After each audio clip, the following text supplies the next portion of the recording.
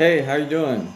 Today I'm going to be discussing the band Metallica, one of the most successful metal bands of the 80s and 90s. Metallica created some of the greatest and heaviest music in rock. Their success was so far-reaching, it seemed as though no other band or force in music stood in their way. The one rival which did threaten them, Napster, or the widespread availability of downloading music illegally, this surfaced in the 90s, it became possible to skip the trip to the stores and access the music on the album directly through downloading the songs known as MP3s. So it's always been a struggle for starving artists to make a living, hence the expression starving artist. But this new era of technology brought not only the challenge to the music industry of staying afloat, but also the challenge of what was to be done about it. Legal action which was pursued against violators who downloaded music illegally took a new twist when we learned it was targeting young kids and grandparents. Metallica, who tried to fight back against the piracy at first, learned it was a complicated battle. You want to protect your work, of course, but how can you also target your own fans? In a sense, you could make the argument that the music industry died in a real way with the advent of Napster and similar types of technology.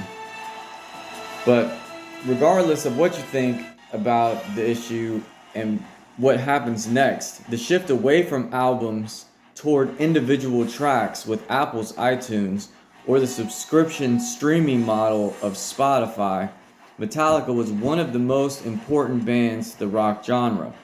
Well, who was Metallica and why were they important?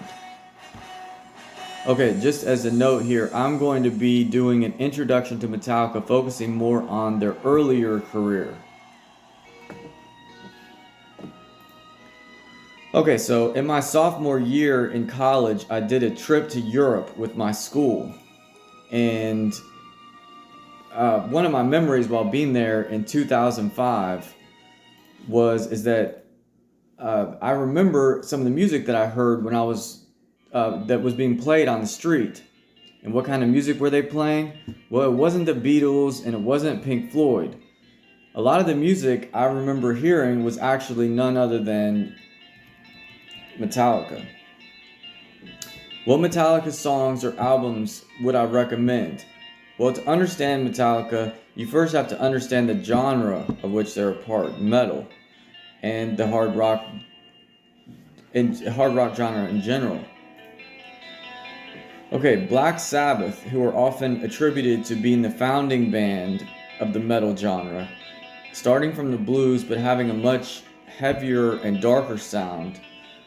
A good example here of where metal started is the song Iron Man, which is about a man who, at first intending selfless and heroic action, turns into attributing vengeance. Okay, so metal, not only known to explore dark and frightening themes, can also be more of an aggressive music.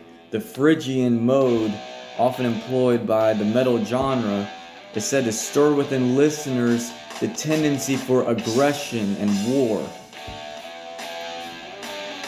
Okay, so for the first album of Metallica, you have Kill 'Em All, a phrase you might hear from somebody in the military, or someone with a military background. Metallica came out swinging, okay? High-pitched singing from James Hetfield, high energy and intensity. What I appreciate here, as with this album and for the band in general, is the high level of musicianship here. The playing, the soloing. I mean, the band and the songs are just really aggressive. So highlights are going to be here: Seek and Destroy, and then the Four Horsemen. This song just has an amazing solo here that is just keeps going for a long time. You got the setup here, the solo. You got the beginning of the solo here, and it just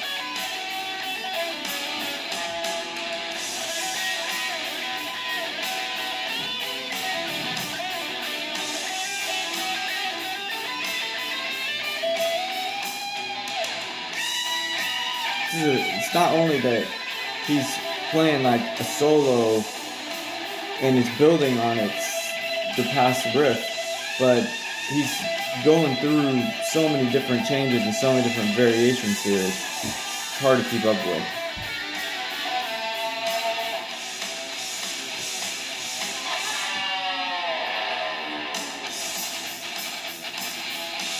Okay, and then also the Seek and Destroy song.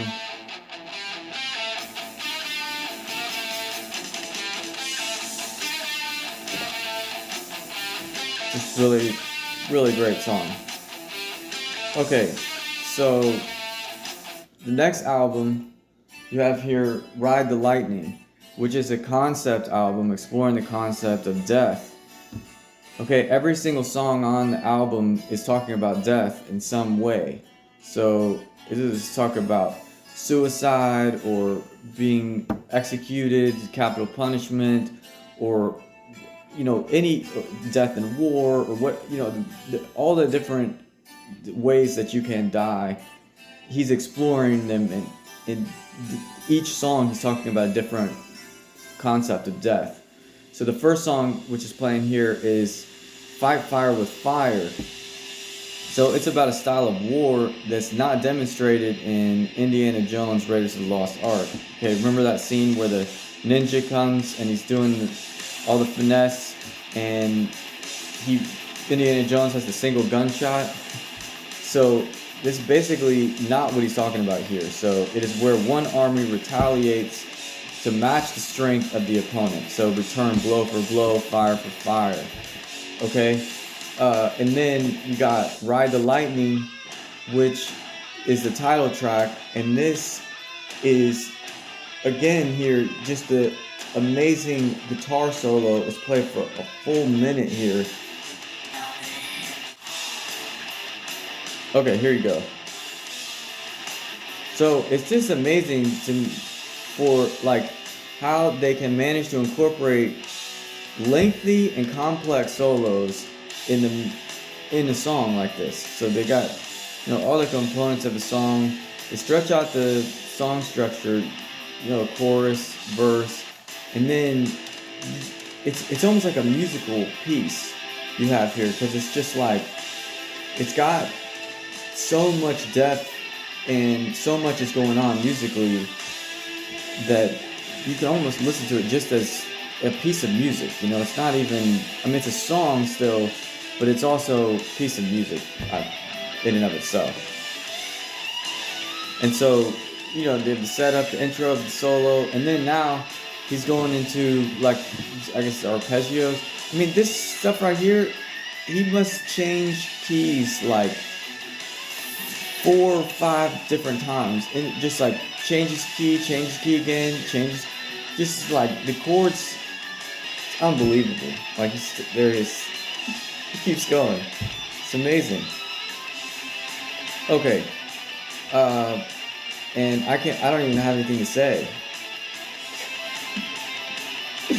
He says he can go like this all day. Okay, next song, Fade to Black. So this song here is about, specifically, is a soft ballad. So you'll notice on their music that each of the albums, they have like a softer song. So it's aggressive, very harder, heavier music, but they always have this like, where they have like a softer song on a lot of their albums. So on Ride the Lightning, you got Fade to Black. And this song is musing on suicide and giving up on life, because he feels, that he doesn't have anything going for him enough to where he thinks he wants to go on. So this is, again, talking about death and concept of death, and you see it in the version of suicide. Okay. Next, you have the third album, which is Master of Puppets, which is their most revered, critically acclaimed, darling album. So everybody, as far as Metallica is concerned, This is considered, you know, by Metallica fans to be like their greatest album. Die Hard fans, by the critics, like everybody loves this album. Now, this isn't their greatest selling album, but it's, as far as, you know, the Die Hard fans go, this is their best album. Okay, so it starts out here with Battery, and the album's title is Master of Puppets. It's similar to the idea of, you can notice an acoustic here. He's got an acoustic guitar. See this building? Okay, he's got the harmony. It's 1 level harmony. That's 2 level harmony right there. I'm about to do 3 level. 3 level harmony, I think that is. Okay, so that's just like amazing intro there. So the Master of Puppets is similar to this idea of Wizard of Oz, right? There's some other force behind the curtain who's pulling the strings, okay? Master of Puppets. So the album is starting out here, Battery is the title referring to energy, right? It begins with the incredible intro. Okay, and the next track, Master of Puppets, does not fail to disappoint in the intensity or let up here. So you can just already tell the classic song that's about to happen here.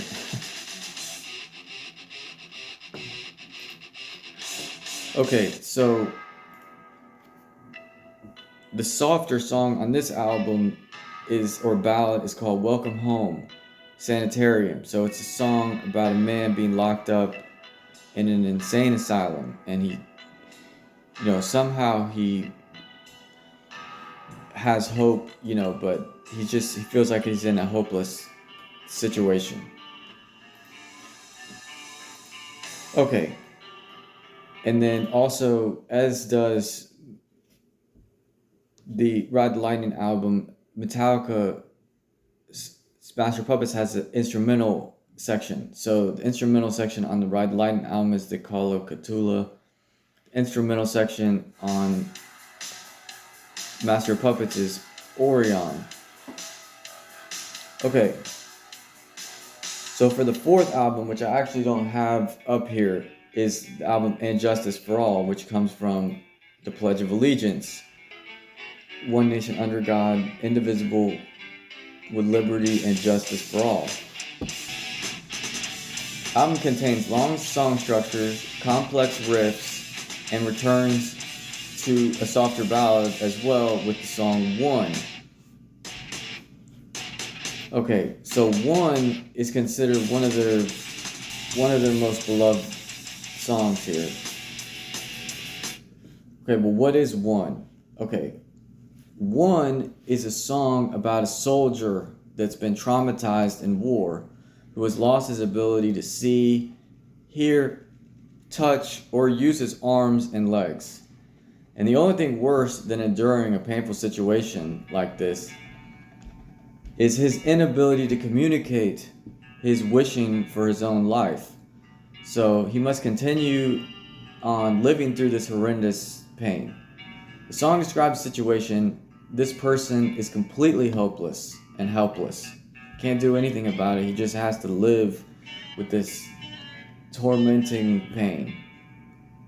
Okay, one can almost draw a parallel here to an unborn fetus in his mother's womb. It's almost the same situation here, but in reverse. So, where a traumatized soldier is wishing that he could end his life and he can't do anything about it, the unborn baby can be imagined to be trying to complain about not being able to start or begin his or her life and the inability to change it. So they both kind of have this helpless situation, but they can't do anything to change it. Okay, and you hear in the beginning here he's saying, now that the war is through with me. So, this is kind of, you can kind of think of, it's a good way to think about their music. That's the way I think about it, is that, he's going through these difficult, painful, real life struggle, war like situations even. And so here he is saying, I can't remember anything. Okay, but he's saying now that the war is through with me in a minute here, he talks about it. Okay, there you go. There it says, now that the war is through with me. Okay, so let's go on to the most successful album here. So the fifth album that was released in 1991, Metallica simplified the riffs, decreased the high-pitched singing, and opted to create shorter, more radio-friendly songs. So they were trying to change, on this next album. So this is what this album turned out to be. It went on to be the greatest selling album of all time. They titled it Metallica, or self-titled, or what is also referred to as the Black Album. Okay, famous songs in this album is song playing now, Enter Sandman, Sad But True, Wherever I May Roam, The Unforgiven, Nothing Else Matters. Okay, so the first song that I want to focus on is Don't Tread on Me, okay? So from a religious understanding in the Bible, the serpent is portrayed as a deceiver. So the loathsome animal that crawls on its belly. But here, the snake or the serpent is given a new description. One who stands up for itself when provoked. A rattlesnake is shaking its tail at the sign of a threat. One can easily draw a parallel here to our country's founding. When we were in the process of forming our own nation, known then as the colonists, the new nation faced an imminent threat from our mother country, England, who would levy harsh taxes and regulations like the Stamp Act, which thwarted our ability for independence. Okay, so liberty or death, you notice the Patrick Henry reference. What we so proudly hail, once you provoke her, rattling her tail. Once never begins it, never, but once engaged, never surrenders, showing the fangs of rage. Okay, don't tread on me.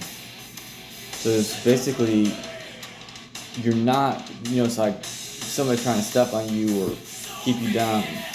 Okay, don't tread on me, so be it, threaten no more, to secure peace is to prepare for war, so be it, settle the score, touch me again for the words that you'll hear evermore. Okay, so the idea is try to stand up for yourself, defend yourself against tyranny and oppression. Okay. Next we have Enter Sandman. So this has in here,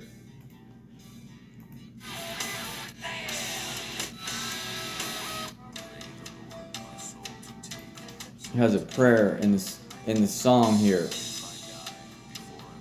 Okay, now lay me down to sleep, pray the Lord my soul to keep. If I die before I wake, I pray the Lord my soul to take. Hush little baby, don't say a word, never mind the noise you heard.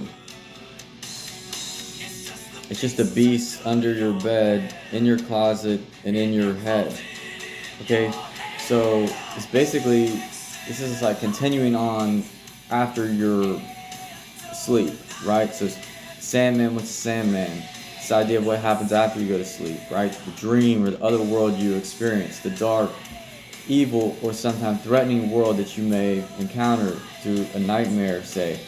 So Hetfield, the singer, is saying he's going to be a guide through this dark and foreboding world. He's taking your hand, so to speak, and we're going to go through this journey into this world, but it might not always be pretty, but we're going to go through it and we're going to make through it, basically. Like he's helping you go through. He's the guide, like Virgil was the guide in the Dante's Inferno. Okay. So the next song, Sad But True, okay, which is the second track. So that describes a person who may come to you as a friend, but are they a friend? No, they're not really a friend. In fact, they're secretly trying to subvert, harm, or ultimately destroy you. And it gets worse because at the end, the song has a twist. So the person who may be trying to inflict your life with pain, sorrow, and grief, it may be you. So you can do this to yourself if you're not careful. Okay, so the third song here, The Unforgiven. Okay, what is this song about? Well, again, this is a ballad, so they're continuing this soft song here that they have. The song is a story about a man who's being put down and exploited. Okay, the chorus, what I've felt, what I've known, never shine through what I've shown.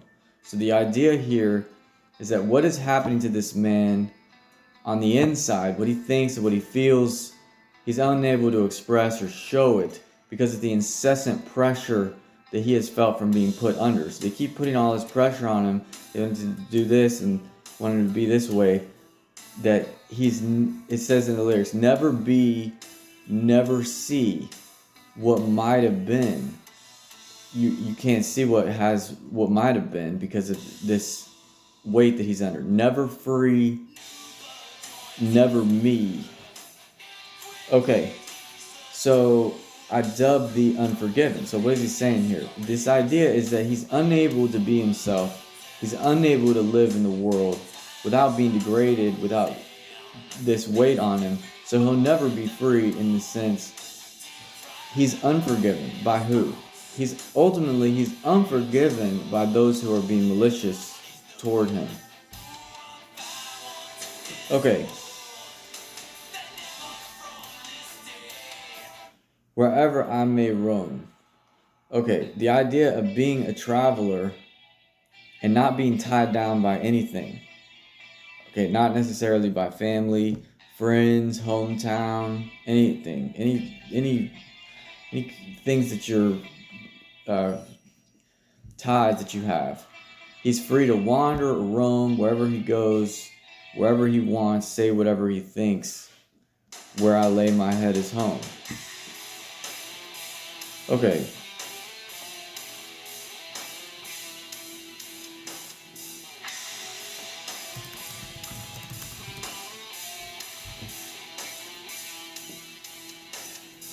Okay, so also a ballad. So actually they have two ballads, I guess, on this album. Is not only The Unforgiven, but also kind of more in the vein of uh, maybe the Sanitarium song, because it's, he's still hopeful. He's got all this pain stuff that he's dealing with, but he still has some hope there. I feel like Unforgiven's also kind of in the vein of the Fade to Black, because if you actually listen to the way it's composed, the Fade to Black and the Unforgiven, they have a very similar song structure, very similar chords, and it's kind of a continuing on there, I think, where he's kind of he's going a step further. He doesn't want to live. And Unforgiven, he's saying, he's not necessarily saying he doesn't want to live, but he's saying that there's so much pain that he's dealing with that it's almost like, that he can't even, it's almost as if he wasn't alive. But anyway, okay. But nothing else matters, a little more hopeful. For all the struggle and darkness, this journey with the band, you have a brighter moment here. So this is the silver lining. The song is about being true to who you are and those who matter to you. It's about making your own path and not giving attention to naysayers and those who try to criticize you. It's also a song about Hetfield's relationship of the girlfriend. Okay. So,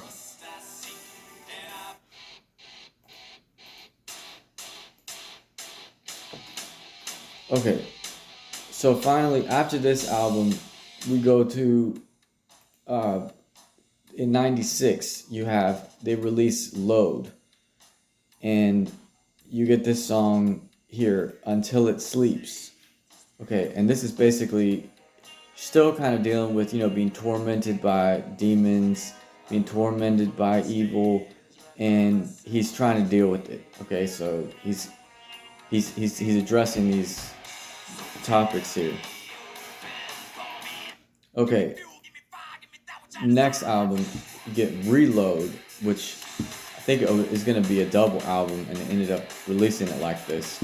But, okay, you have this song, Fuel, which is basically, you know,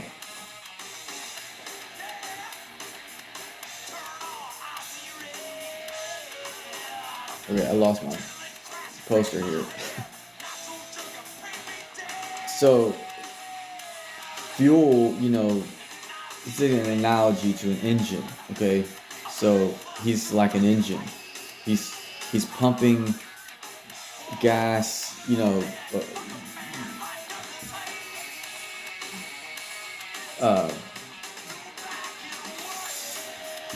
just, it's basically like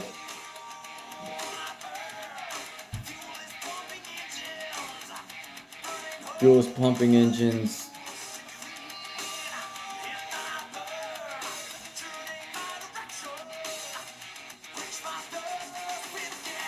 Thinking this analogy that fuel is what's keeping them going. Okay.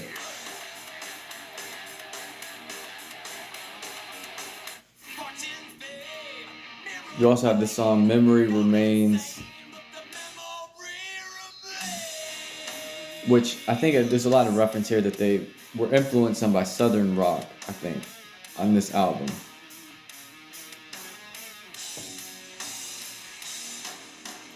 And then also they do a continuation here of Unforgiven. So I think there's 3 of them. Unforgiven Part 2 here, which is same song as the Unforgiven, but it's a continuation. So he's a little bit different. He's talking about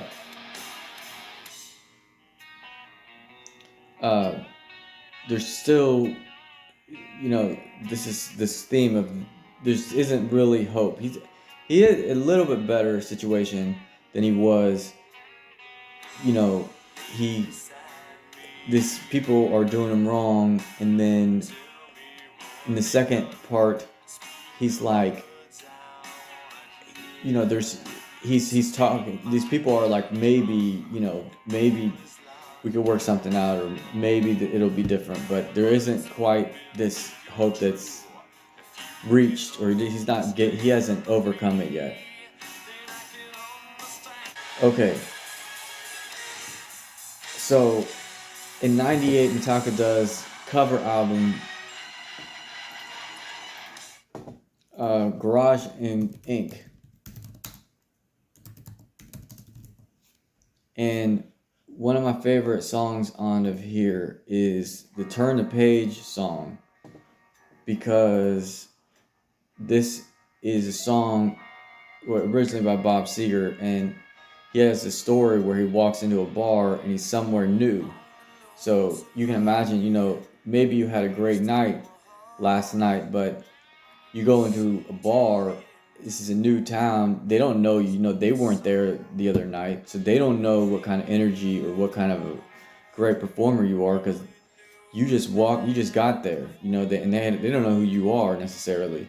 So that feeling that doesn't carry over with touring, and talk about the feeling of people staring at him and they're looking at him funny, and he's just like, pretend it doesn't bother you, but you just want to explode. You just wish the trip was through. Okay. Well, I think one of the things I like about this song is that he says, and it's not in the Bob Seger version, but in the original version, is that he said there's this chance that he has when he said, "Hey, we had that chance, make your stand," which I think I like to see Metallica do that. Say, "Hey, make your stand, stand up to this." Okay. So in 2003, they released Saint Anger, and you get this frantic Saint Anger, and probably one of my favorite ones, Some Kind of Monster, which is just stripped down, raw, and it's a little bit simpler than we usually see Metallica. So Metallica usually, it's a Black Album, but usually it's more complex songs you hear. But this is them much straightforward, just raw music here. Okay, and to be completely honest, when I began college, I became focused on music that we were making, which was rock based in the blues and funk, and not as much metal. So my listening habits changed, and I stopped listening to metal. But you know, there was a phase in my life when I was listening to Metallica all the time. The Ride the Lightning album I've listened to probably over 80 times. So I mean, you just have to understand that in preparing to do this video, I was doing my best. I've read a lot, and I've definitely learned a lot, and interested in Metallica and their catalog. But it's by no means a comprehensive biography or commentary. So there's lots of stuff that I left out. But I just want to let you know here about the band Metallica and why I have appreciated them and what their importance is as far as a band is concerned. So Metallica, just as a last conclusion here, don't forget about the album that they did with the orchestra. So they had a full live orchestra that did an album, some of their songs in '99. It's right around the time the Napster thing was going on. So did an album called Symphony of Metallica, or SNM. So I strongly recommend it because it's just you can kind of, because you've been a fan of Metallica for so many years, and you're following them, and you're a fan of their music, and then you get to hear them with the symphony, and it's just like it's amazing. So especially if you're a Metallica fan, I would really encourage this music to you. Okay, well, thanks for checking it out. Hope that you got something from it. And if you are interested in like heavier, stronger sounding, more aggressive music, then I would recommend this band to you. One of the top bands in the field, in the genre. Alright, thank you.